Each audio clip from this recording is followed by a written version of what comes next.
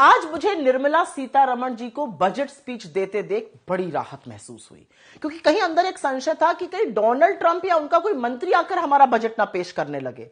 भाई, जिस तरह से हमारे देश की नीतियां, हमारी विदेश नीति, हमारी आर्थिक नीति, हम किससे तेल खरीदेंगे, किससे नहीं खरीदेंगे, किस दाम पर खरीदेंगे, इस सब की घोषणा ट्रंप कर रहे थे, तो कहीं ना कहीं यह डर बड़ा वाजिब था। खैर, निर्मला जी ने 1.5 घंटे की बजट स्पीच दी। अपनी पूरे बजट में उन्होंने एक बार भी एफडीआई का जिक्र नहीं किया, जो नेगेटिव हो चुका है। उन्होंने हिंदुस्तान से विदेशी निवेशक लगातार पैसा बाहर निकाल रहे हैं, उसका कोई जिक्र नहीं किया। रुपए का तो नाम तक नहीं लिया, वो लगातार गिरता जा रहा है। इस बजट में रोजगार कैसे बनेगा, मैन्युफैक्चरिंग कैसे बनेगी, किसानों के लिए क्या किया जा सकता है, इसका कोई जिक्र ही नहीं है। असल में तो ये जो बजट है और इसके सारे के सारे जो आंकड़े हैं वो कटौती करके हासिल किए गए। ये असल में कटौती का बजट है और बजट के आंकड़े खुद आर्थिक मंदी का सबसे बड़ा प्रमाण है। बात पहले करेंगे चालू वित्तीय वर्ष, अभी प्रेजेंट फिस्कल ईयर 2025-2026 की, और यहां पर मैं कंपैरिजन कर रही हूं जो बजटेड एस्टिमेट था और जो रिवाइज्ड एस्टिमेट था, और कितना कम रिवाइज्ड एस्टिमेट है बजटेड एस्टिमेट से। शुरुआत करते हैं रेवेन्यू रिसीट, रेवेन्यू की, राजस्व की प्राप्ति से। 78,000 करोड़ रुपए से कम का राजस्व वसूल हुआ है, मतलब आर्थिक मंदी का सबसे बड़ा सूचक। नेट टैक्स की जो प्राप्ति है वो 1,62,000 करोड़ रुपए से कम की वसूल हुई है।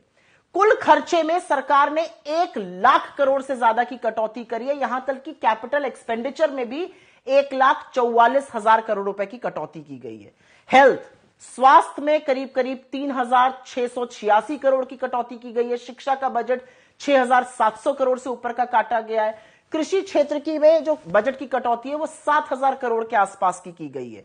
ग्रामीण विकास, रूरल डेवलपमेंट में बजट की कटौती 53,000 करोड़ रुपए से ज्यादा की गई है। शहरी विकास में करीब करीब 40,000 करोड़ रुपए काटे गए हैं।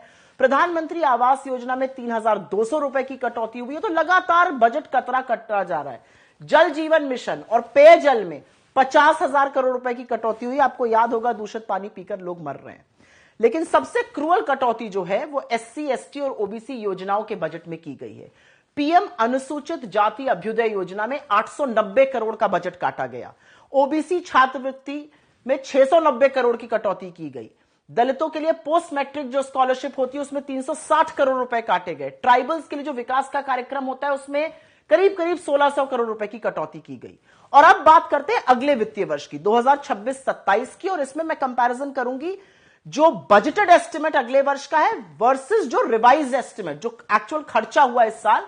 तो किन किन स्कीम्स में पैसा काटा गया? खाद्य सुरक्षा में कम आवंटित किया गया है, यूरिया सब्सिडी में कम आवंटित किया गया है, गरीबों के लिए जो एलपीजी योजना होती है उसमें कम आवंटित किया है, फसल बीमा योजना में कम पैसा डाला है, विमान और एरो इंजन में कम पैसा है, नौसेना डॉकयार्ड परियोजना में कम पैसा है, वायुसेना के जो प्रोजेक्ट्स हैं उसमें कम पैसा है, और राष्ट्रीय सुरक्षा में जो टेक्नोलॉजी लगती है उसमें कम पैसा है। इनफैक्ट नेक्स्ट फिस्कल ईयर का जो नॉमिनल जीडीपी रेट है वो 10% अनुमानित किया गया, जो इस वित्तीय वर्ष से एक्चुअली कम है। तो यह स्पष्ट है कि बजट के आंकड़े सरकारी खर्चे में भारी कटौती करके हासिल किए गए। सरकार ने स्वास्थ्य में, शिक्षा में, कृषि में, सामाजिक कल्याण में, दलित, आदिवासी, पिछड़ों की छात्रवृत्ति जैसे महत्वपूर्ण क्षेत्रों के फंड काटे हैं। आप यह सोचिए कि इस देश के लोग दूषित पानी पी के मर रहे हैं, लेकिन सरकार को कोई परवाह नहीं है। जल जीवन मिशन और पेयजल में बजट का मात्र 2% जो आवंटित फंड था वो इस्तेमाल हुआ है। और ये जो 4.4% का फिस्कल डेफिसिट है ना, ये कोई खुशी मनाने की बात नहीं है। ये महत्वपूर्ण क्षेत्रों जिसमें केपेक्स भी शामिल है, कैपिटल एक्सपेंडिचर, उसको काटकर हासिल किया गया है। और अर्थव्यवस्था का सबसे मजबूत सबूत तो कम राजस्व है, जो लगातार कम हो रहा है। फिस्कल ईयर 27 के लिए जो घोषित करीब करीब 17 लाख करोड़ का हेडलाइन कैपिटल एक्सपेंडिचर है वो विश्वास नहीं जगा पाया, इसलिए मार्केट्स भी गिर गए।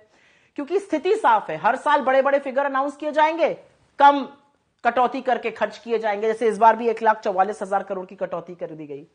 तो असल में जो फलसफा है, ये बजट ना तो गरीब के लिए है, ना मिडिल क्लास के लिए है, ना युवा के लिए है, ना महिलाओं के लिए है, ना किसान के लिए है। इस बजट ने आज के गंभीर मुद्दे, चाहे वो बेरोजगारी हो, चाहे वो रुपए का गिरना हो, चाहे वो फॉरेन इन्वेस्टमेंट का ना आना हो, चाहे वो भारतीय कंपनियों का भारत में निवेश ना करके विदेश में निवेश करना हो, उससे कोई लेना देना नहीं है। आज की समस्याओं से मुंह मोड़कर एक बजट पेश किया गया जिससे कोई खुश होता हुआ या किसी का भला होता हुआ नजर नहीं आ रहा है।